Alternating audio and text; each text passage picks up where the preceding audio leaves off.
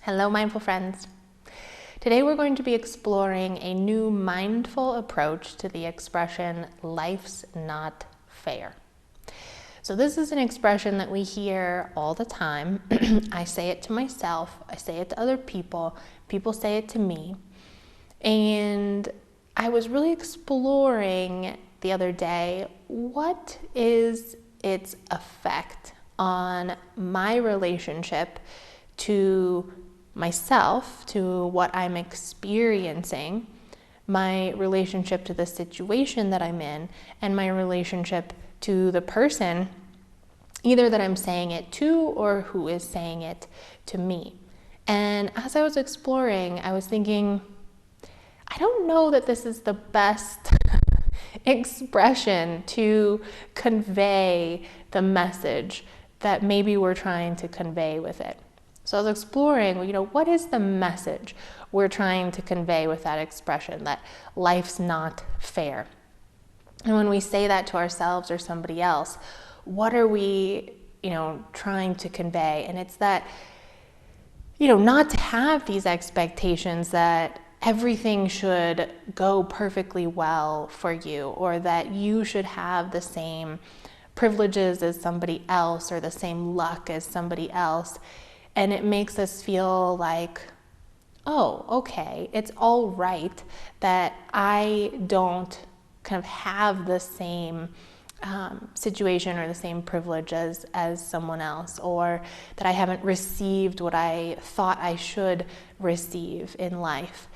And that kind of reassures me that's normal. Like, don't expect that everything's going to be the same for everyone. But with that expression, that then it just kind of, it's a close down, it shuts things down, shuts the exploration down, and maybe the growth from the situation down, because it's kind of cold cut. Life's not fair. Okay, it's like, get over it. Don't feel it. Don't lean in and explore. Just accept, like, this is how it is. Life's not fair. But what's the energy behind that? Of like, sometimes we can feel like, when our parents told us that when we were kids, it was like, well, just accept this. Life's not fair. And it almost feels like, don't go through your emotions on this. Don't feel the hurt that you feel in this, or the disappointment, and just move on, like, accept it. Here's the basic truth. It's not fair. Deal with your lot and keep going.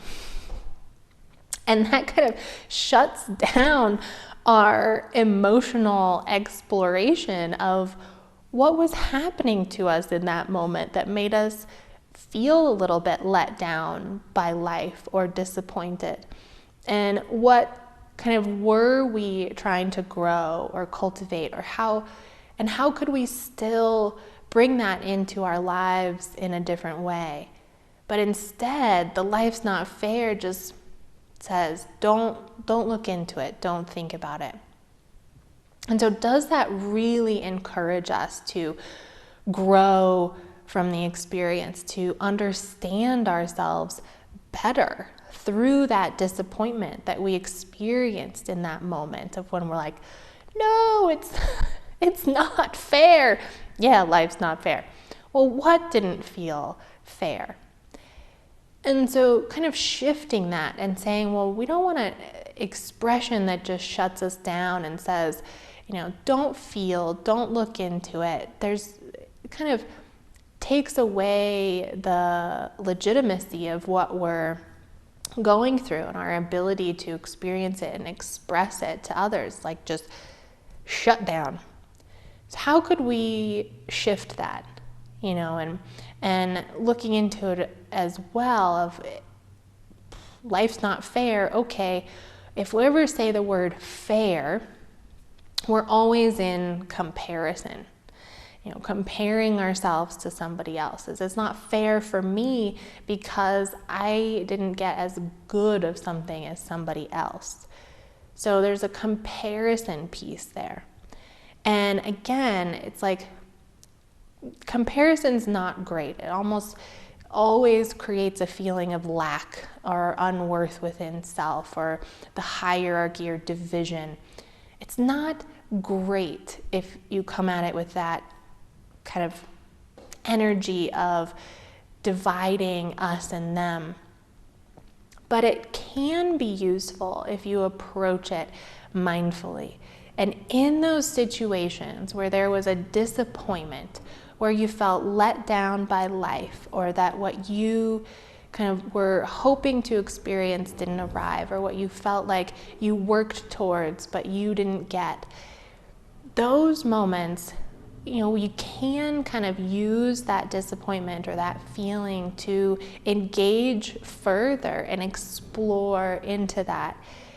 And that is what develops understanding and growth. So instead of just cutting it off and saying, well, life's not fair, don't look into what you were comparing or what you were expecting, or, whatever, just deal. Like, let's say lean into it. Like, I was disappointed. My expectation wasn't quite met, or I didn't receive what I hoped to receive. And look into it. Even with comparison, it can kind of help with that. Well, what were you thinking that you should have gotten? Or what did you look at in somebody else that you thought you should have that too? And explore it. Explore it deeper. Okay, well, what did that expectation, what did you think that would offer to you? That when you got that, how would you feel, or what would you be experiencing that you were excited to be able to experience? And then what did it feel like when you thought you couldn't attain that, or it didn't arrive, or it wasn't as you expected? What did that feel like?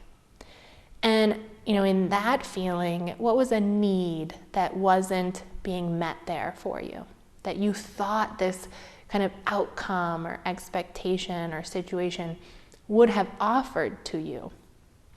What need now isn't being met because you didn't get that thing or arrive there? It didn't happen that way for you.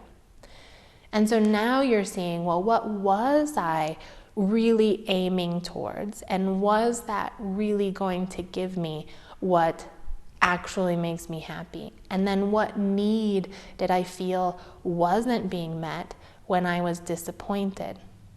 And so now, instead of just rejecting the feelings and saying, well, don't feel them because the basic truth is life isn't fair, you're saying, lean in. What does this tell you about yourself?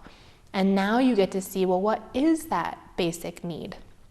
What was I really trying to feel or experience? And now it opens you up to all this possibility.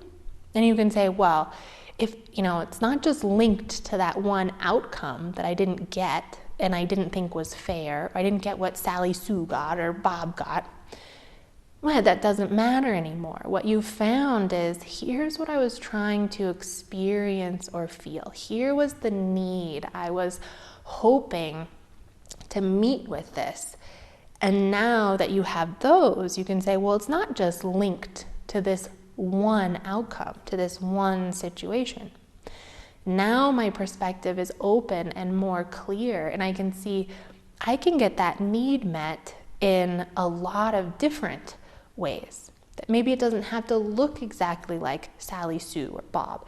Maybe it doesn't have to look exactly like I had expected.